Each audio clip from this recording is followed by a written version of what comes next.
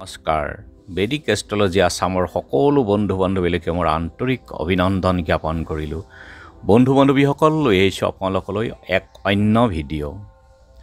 আমি প্ৰায়ে দেখি থাকোঁ যে এখন ঘৰ আনন্দ ফূৰ্তিৰে পৰিয়ালটো সুন্দৰভাৱে চলি আছে, কিন্তু দেখা গৈছে যে নিমিষতেই লাহে লাহে সেই পৰিয়ালটোৰ মাজত হাই কাজিয়াৰ সৃষ্টি হ'ব ধৰিছে, সম্পত্তি বিক্ৰী হ'বলৈ ধৰিছে, স্বাস্থ্যৰ অৱনতি আৰু সন্তানৰ শিক্ষাৰ ক্ষেত্ৰত বাধা অশান্তিৰে জৰ্জৰিত হৈ পৰে। এয়া কিয় হয়? এয়া হয় নজৰ লগা, যি এক ঋণাত্মক প্ৰভাৱৰ কাৰণে হয়। আৰু এজন ব্যক্তিৰ অথবা এটা পৰিয়ালৰ নিমিষতে সকলো ম্লান হৈ পৰে এই নজৰ লগাৰ কাৰণে। সমস্যাৰে জৰ্জৰিত হৈ পৰে পৰিয়ালটো, কাৰণ মানুহৰ নজৰ ব্যক্তিৰ ওপৰত অথবা ঘৰখনৰ ওপৰত পৰে। গতিকে এই নজৰ লগাৰ পৰা আমি কেনেকৈ পৰিত্ৰাণ পাব পাৰোঁ বা জ্যোতিষীয় ইয়াৰ উপায় কি, এই লৈ মই আলোচনা কৰিবলৈ লৈছোঁ। ভিডিঅ'টো আপোনালোকে যিমান পাৰে আপোনালোকৰ প্ৰিয় বন্ধু বান্ধৱী আত্মীয় সম্পৰ্কীয় সকলোলৈকে শ্বেয়াৰ কৰি দিয়ক আৰু সকলোৰে মংগল কৰক। বন্ধু বান্ধৱীসকল, আমাৰ জীৱনত যদি আনন্দ ফূৰ্তি, টকা পইচাৰে সমৃদ্ধি, সন্তানৰ উন্নতি, জয় জয় ময় হ'ব ধৰে, তেনেতে চাব ওচৰ চুবুৰীয়া আনকি আত্মীয় স্বজনেও আপোনাক ঈৰ্ষা কৰিবলৈ ধৰিব, মনে মনে হুমনীয়া কৰিবলৈ ধৰে। আৰু এয়া মনুষ্যৰ মাজত সাধাৰণতে হৈয়েই থাকে, কাৰণ লোকৰ সুখ শান্তি দেখিলে মনত অলপ হ'লেও ঈৰ্ষা উপজেই, যিমানেই আত্মীয় হওক। ইয়াৰ ফলত মানুহৰ চকু লাগে, অৰ্থাৎ নজৰ পৰে। ফলত লাহে লাহে সকলো সুখ শান্তি নাশ হ'বলৈ ধৰে, ৰাতি টোপনিও কম হ'বলৈ ধৰে, আৰু ব্যৱসায় বাণিজ্য থাকিলে সেই লোকসকলৰ লোকচান হ'বলৈ ধৰে, কৰ্মত এলাহ, কাম কৰিবলৈ মন নোযোৱা হয় ইত্যাদি। লাহে লাহে সেই ঘৰখনত বাস কৰিবলৈ মন নোযোৱা হয়।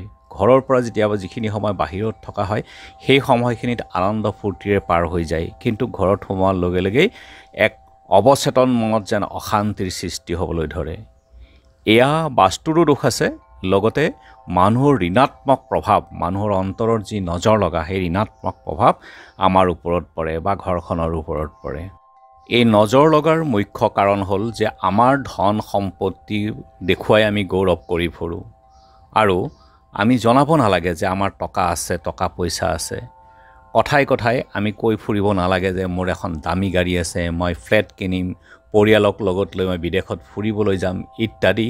যদি আমি কৈ ফুৰোঁ, তেনেহ'লে আমাৰ বন্ধু বান্ধৱী ওচৰ চুবুৰীয়াসকলে তেতিয়াহ'লে তেওঁলোকৰ মনত এক অশান্তি আৰু দুখৰ সৃষ্টি হয়। যিসকলে নোৱাৰে তেওঁলোকৰ মনত এক ঋণাত্মক ভাৱধাৰণাৰ উদ্ভৱ হয়, আৰু আমাৰ ওপৰত সেই ঋণাত্মক ভাৱধাৰণাই ক্ৰিয়া কৰিবলৈ আৰম্ভ কৰে, অৰ্থাৎ নজৰ লগা বুলি আমি যাক কওঁ। আমি এনে নকৰি ভগৱানক ধন্যবাদ দিয়া উচিত যে হে প্ৰভু, আজি মোক ধন ধান্য আদি কৰি ৰাখিছে, তাৰ কাৰণে বহুত বহুত ধন্যবাদ।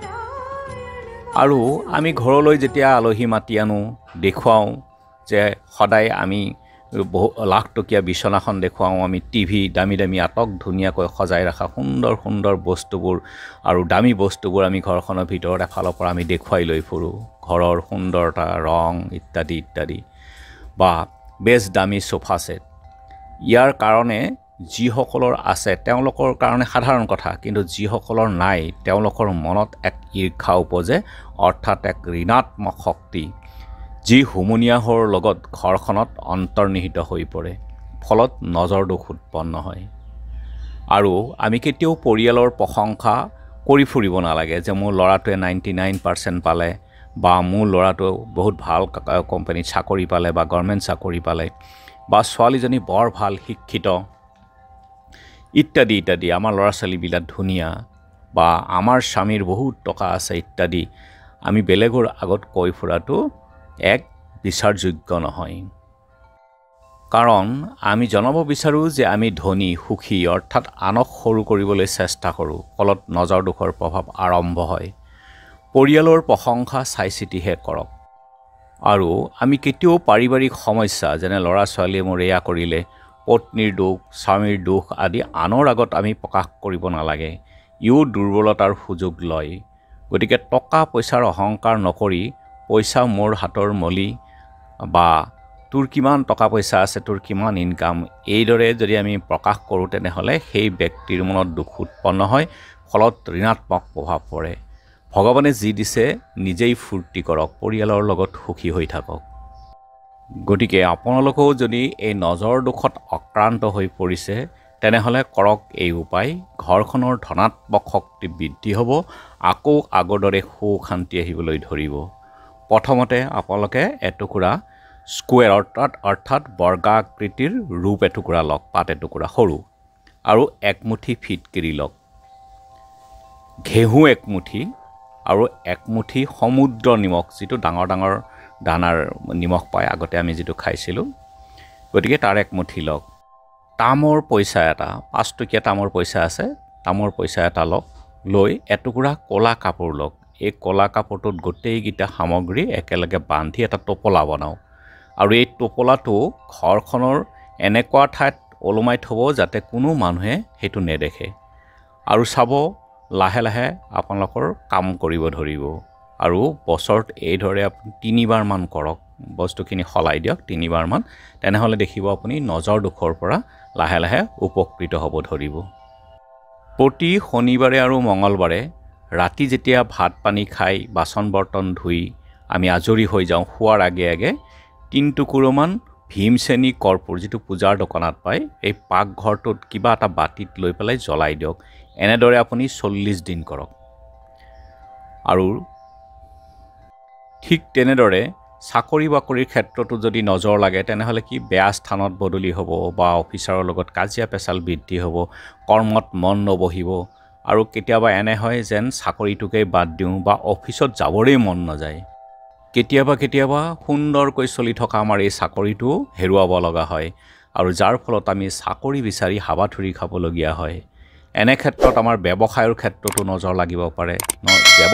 ব্যৱসায়ৰ ক্ষেত্ৰত যদি নজৰ লাগে তেনেহ'লে কি হ'ব, লাহে লাহে চলি থকা এখন সুন্দৰ দোকান ব্যৱসায়ত কমি গৈ থাকিব, বা বিক্ৰী কমি গৈ থাকিব, আমাৰ গ্ৰাহক কমি যাব, বাকী দিয়া ধন আমি ঘূৰাই নাপাওঁ, আৰু লগে লগে সেই গ্ৰাহকখিনিও লাহে লাহে বন্ধ কৰি দিয়া অহাটো, বেংকৰ ধাৰ ঋণ বৃদ্ধি হৈ যায়, সময়ত আমি কিস্তি দিবলৈ পইচা নথকা হয়। আৰু চাকৰিৰ ক্ষেত্ৰত যদি আপোনাৰ নজৰ লাগিছে তেনেহ'লে আপুনি এটা কাম কৰক। আপুনি যিখন চকীত বহে অফিচৰ, সেই চকীখনৰ উত্তৰ পূব দিশটোত পঞ্চমুখী হনুমানৰ এখন সৰু ফটো অথবা এটা সৰু মূৰ্তি যদি আপুনি স্থাপন কৰিব পাৰে, স্থাপন কৰক, নহ'লে ফটোখন লগাই ৰাখক, আৰু গৈয়েই আপুনি জোতাযোৰ খুলি হনুমান চালিচা এবাৰ পাঠ কৰক। আপোনাৰ চাকৰিৰ ক্ষেত্ৰত যি নজৰ লাগিছে সেই দুখৰ পৰা আপুনি মুক্ত হ'ব। আৰু যদি ব্যৱসায়ৰ ক্ষেত্ৰত হৈছে তেনেহ'লে এটা কাম কৰক, এটা কাঁচৰ বাতিত ফিটকিৰি অলপ ভৰাই ৰুমটোৰ চাৰিও কোণত ৰাখক, আৰু মাজে মাজে শেষ হ'লে আকৌ পূৰ্ণ কৰি থাকক। আৰু দোকানৰ থাপনাত এজনা পঞ্চমুখী হনুমানৰ ফটোই হওক বা মূৰ্তিয়েই হওক ৰাখক, আৰু সুন্দৰ ধূপ প্ৰতিদিনেই জ্বলাওক। গতিকে ব্যৱসায়ৰ ক্ষেত্ৰত যদি একেবাৰে মন্দ হৈ পৰিছে তেনেহ'লে আপুনি হতাশাত ভুগিছে, তেন্তে শনিবাৰে 250 গ্ৰাম মাটি দালি, গোটা মাটি দালি আনিব, একদম এটাও নভঙা। ৰাতি আপুনি যাওঁতে মজিয়াখনত ছটিয়াই যাব, আৰু ৰাতিপুৱা আহি ধুনীয়াকৈ এটাও নোহোৱাকৈ গোটেইখিনি মাটিৰ পৰা উঠাওক, উঠাই পেলাই সেইখিনি ঝাৰুৰে উঠাই সেইখিনি আপুনি ওচৰৰ চাৰিআলি এটাত ছটিয়াই থৈ আহক। এনেদৰে আপুনি 7টা শনিবাৰ কৰক, দেখিব আপোনাৰ দোকানৰ উন্নতি আকৌ হৈ আছে, গ্ৰাহক আহিবলৈ ধৰিছে, ঋণৰ পৰা আপুনি মুক্ত হৈ আছে। এইদৰে কৰক, আপোনালোকৰ নিশ্চয় উপকৃত হ'ব পাৰিব। ধন্যবাদ।